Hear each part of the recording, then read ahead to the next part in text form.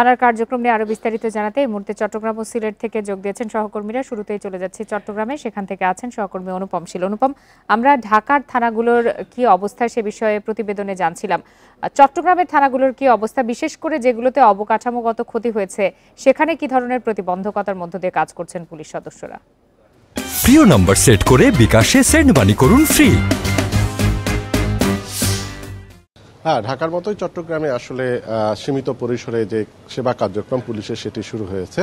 আমরা এখন আছি চট্টগ্রামের খুলশী থানায় এবং আমার পেছনে দেখছেন যে এখানে সেবা প্রার্থীরা আসছেন এবং এখানে পুলিশকে সহযোগিতা করার জন্য সেনা সদস্যরা আছেন এবং ব্যাটালিয়ান আনসাররা আছেন। তারা মূলত এই এলাকার বিশেষ করে যারা জিডি বা অন্যান্য কার্যক্রমে জন্য পুলিশের সেবা বা থানার সেবা নিতে দেওয়া দরকার, তার সেই সমস্ত কার্যক্রম সম্পাদন করছেন।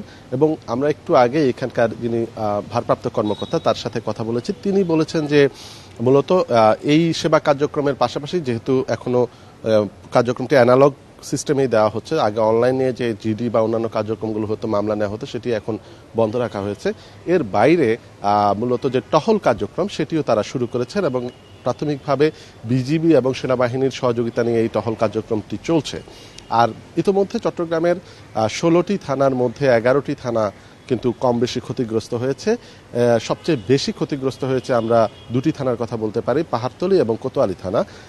এই দুটি থানা ভবনের ভিতরেই এখন আস্তে আস্তে স্বাভাবিক কার্যক্রম শুরু করার চেষ্টা সংশ্লিষ্ট পুলিশ কর্মকর্তারা বিশেষ করে চট্টগ্রাম মেট্রোপলিটন পুলিশ করছেন। তবে অন্যান্য থানাগুলো যেগুলো ক্ষতিগ্রস্ত হচ্ছে সেখানে কিন্তু ব্যাপক হারে যানবাহনের সবচেয়ে বেশি ক্ষতি হয়েছে। তো সিএমপির পক্ষ থেকে এখন নতুন করে যানবাহন ভাড়া করে মূলত এই কর্মকাণ্ডগুলো পরিচালনা অর্থাৎ থানার যে টহল কার্যক্রম সেটি পরিচালনার উদ্যোগ নেওয়া হয়েছে। এর বাইরে অন্যান্য যে বিষয়গুলো আছে, বিশেষ করে পুলিশের থাকার জায়গা বা অন্যান্য যে ব্যাপারগুলো সেগুলো দেখা হচ্ছে। ইতিমধ্যে আমরা দেখেছি যে পতেঙ্গা থানা, যেটি আসলে কোনো অবকাঠামোই অবশিষ্ট নেই, সেই পতেঙ্গা থানার কার্যক্রম স্থানীয় একটি ফাঁড়িতে এখন শুরু হয়েছে। তো পরিস্থিতি আস্তে আস্তে স্বাভাবিক হয়ে আসছে এবং পুলিশ কর্মকর্তারা বলছেন যে দিন গড়ানোর সাথে সাথে তারা পুরোপুরি এই কার্যক্রম ঠিক করতে পারবেন। নিশ্চয়ই অনুপম, সাথেই থাকুন। এবার একটু জানবো সিলেটের পরিস্থিতি, সেখান থেকে আছেন সহকর্মী রানা মজুমদার। রানা মজুমদার, সিলেটে কি ধরনের প্রতিবন্ধকতার মধ্য দিয়ে কাজ করছেন পুলিশ সদস্যরা, সেই সাথে জানাবেন যারা সেবা নিতে এসেছেন তারা কতটা সন্তুষ্ট?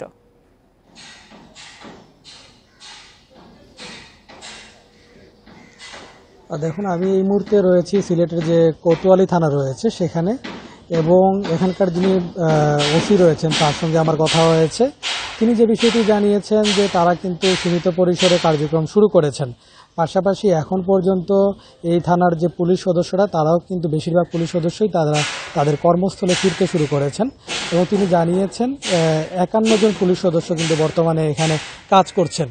পাশাপাশি পুলিশ সদস্যদের বাইরেও কিন্তু যারা সেনাবাহিনীর সদস্য রয়েছেন তারাও কিন্তু নিরাপত্তার জন্য এই যে থানাটিতে তারা কর্মরত রয়েছেন। এবং সেনাবাহিনীর সদস্যদের সঙ্গেও আমরা কথা বলার চেষ্টা করেছিলাম। তারা জানিয়েছেন যে এখন পর্যন্ত কিন্তু তাদের 10 জন সদস্য এই থানায় বর্তমানে রয়েছেন। এর বাইরেও কিন্তু আরও 10 জন সদস্য স্ট্যান্ড বাই দায়িত্ব পালন করছেন, যাতে করে যে কোনো প্রয়োজনে তারা থানায় আসতে পারেন, দায়িত্ব পালন করতে পারেন। পাশাপাশি আমরা এখানে আসার পর দেখতে পেরেছি যে যারা নগরবাসী রয়েছেন তারা তাদের নানা ধরনের অভিযোগ নিয়ে তারা কিন্তু এখানে আসছেন। পাশাপাশি যারা এখানকার ডিউটি কর্মকর্তা রয়েছেন তাদের সঙ্গেও কথা বললাম। তিনি আমাদেরকে যেটি জানিয়েছেন যে এখন পর্যন্ত প্রায় 50টিরও বেশি কিন্তু সাধারণ ডায়েরি করা হয়েছে। পাশাপাশি নগরের যে আইনশৃঙ্খলা পরিস্থিতি সেটি নিয়ন্ত্রণে রাখার জন্য যে ধরনের পদক্ষেপ কার্যক্রম চালানো প্রয়োজন সেটিও তারা করে যাচ্ছেন। সিলেট থেকে থানার কার্যক্রম নিয়ে এই ছিল আমার কাছে। রানা মজুমদার এবং অনুপম শীল, আপনাদের দুজনকে ধন্যবাদ।